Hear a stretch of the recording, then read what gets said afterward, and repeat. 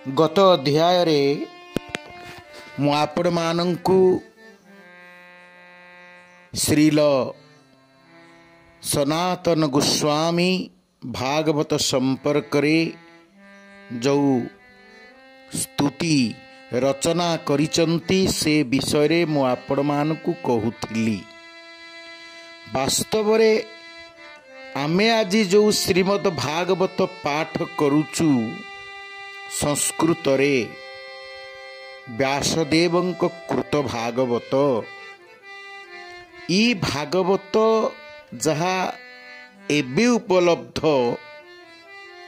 ताहा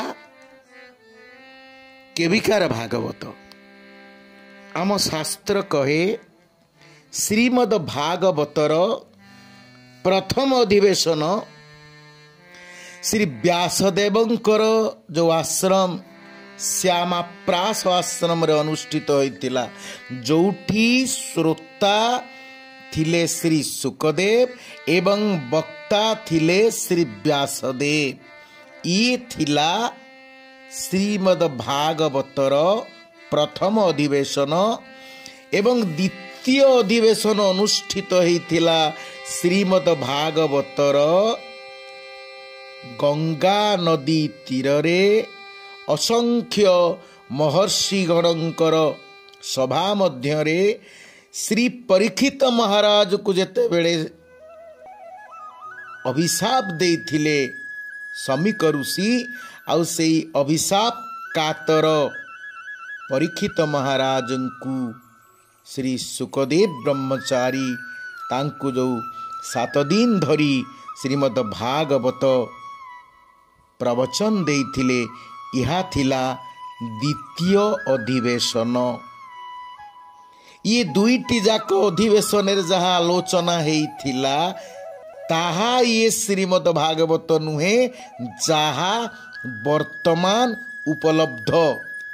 प्रकृत रे वर्तमान भागवत होची तृतीय अधिवेशन भागवत, अर्थात परीक्षित महाराज जेते बेले श्रीमद् भागवत श्रवण करुथिले सेई समय सेई सभारे रुमहर्षण पुत्र श्री उग्र श्रवांक सुत श्रवण करुथिले, जहाँ को आमे सुत महर्षि बोली कहूचु बा सुत गोस्वामी।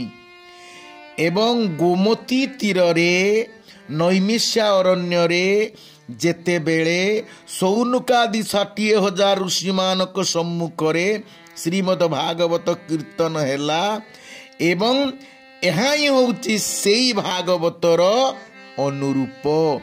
आउ एई भागवत होची समस्त वेद उपनिषद समस्त वेदांग उपांग समस्त स्मृति शास्त्र एवं समस्त पुराण मानकर सार निर्जास होची भागवत। अर्थात जणे जदि गुरुंक पाद पद्मरे बसिकी समर्थ गुरुंक पाद पद्मरे परम भागवत गुरुंक पाद पद्मरे जहाँकु भागवत गुसई कृपा करिथिवे कृष्ण कृपा प्राप्त गुरुंक पाखरे बसिकी जणे जदि भागवत श्रवण करिब तेबे समस्त सनातन धर्मर मूल तत्व एवं वेद वेदांत समस्त शास्त्रर ज्ञान से अवश्य उपलब्धि करिबो। यह सत्य सत्य सत्य। कारण श्रीमद् भागवत संपर्क रे अनेक पुराण रे वर्णना करा जाइथिले मध्य गरुड़ पुराण रे अति चमत्कार कथा कहा जाइछि। गरुड़ पुराण रे कहा जाइछि ये श्रीमद् भागवत कौन ना अर्थोयम ब्रह्म सूत्राणाम भारतार्थ विनिर्णय गायत्री भाष्य रूपसौ वेदार्थ परिवृन्निता। अर्थात इस भागवत ब्रह्म सूत्रर अर्थ स्वरूप जो ब्रह्मसूत्र बा वेदांत दर्शनर जदि अर्थ कहीं जानिबाकु चाहे तेबे श्रीमद् भागवत पाठ करिबा उचित, भागवत शिक्षा करिबा उचित। कारण श्रीमद् भागवत होउची ब्रह्मसूत्र बा वेदांत दर्शनर व्याख्यान ग्रंथ। प्रत्येक सूत्र को प्रयोग करा जाइछि श्रीमद् भागवत रे। जे प्रकार वेदांत दर्शनर जो सूत्र जन्माद्यस्य, यही सूत्र को नहीं श्रीमद् भागवतर प्रथम श्लोक करा जाइछि जन्माद्यस्य जतुनयाति तरतश्चार्थस्य विज्ञस्वराट।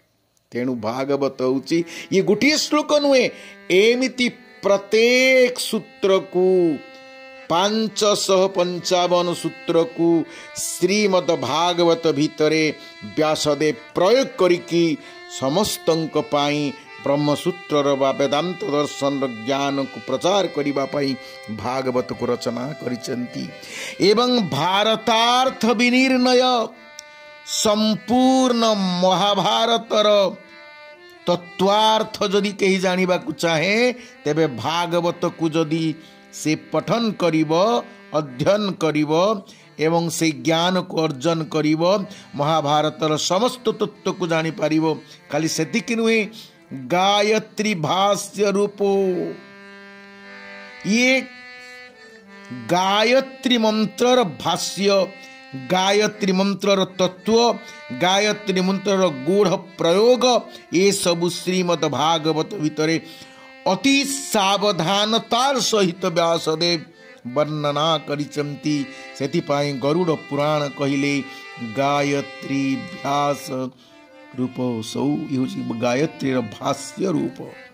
एवं वेदार्थ परिबृंहित एवं वेदर अर्थ ही श्रीमद् भागवत। जिए चारि वेद को पढ़ी थिबो, वेद उपनिषद को खूब भल भाव जानी थिबो, तार अर्थ को बुझी थिबो, तत्व को बुझी थिबो, से जेबे श्रीमद् भागवत को पढ़े एवं जाने अवश्य से निश्चित भाव जानिबो जे समस्त वेद वेदांतर तत्व होउची श्रीमद् भागवत।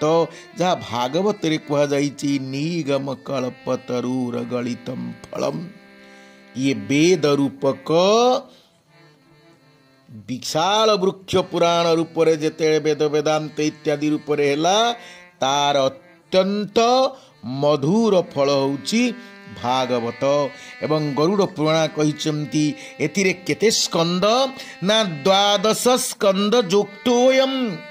एथिरे 12 स्कंद अछंती एवं एथिरे केतोटी श्लोक ना 18,000 18,000 श्लोक एथिरे अछंती एवं 335 अध्याय अछंती। एई प्रकार एक विशाल ग्रंथ जहाँ आम सनातन धर्मर सार तत्व। केही जदि सनातन धर्म को जानिबा को चाहे, सनातन धर्मर सबु कथा को अति स्वल्प समय रे जानिबा को चाहे, सनातन धर्मर सबु कथा ताहा ही होउची श्रीमद् भागवत। आउ श्रीमद् भागवत जे जीवन रे पढ़ी नाही, जदि समस्त शास्त्र को अध्ययन करिची, तार से अध्ययन वृथा, तार से ज्ञान वृथा, तार से विद्या वृथा एवं तार मनुष्य जीवन धारण मध्य एक कली जुगरे वृथा। एथिरे तिले हेले भी संदेह नाही। कारण श्रीमद् भागवत होउचंती ग्रंथ शिरोमणि, ग्रंथ सम्राट। श्रीमद् भागवत ही सनातन धर्मर मौड़मणि ग्रंथ।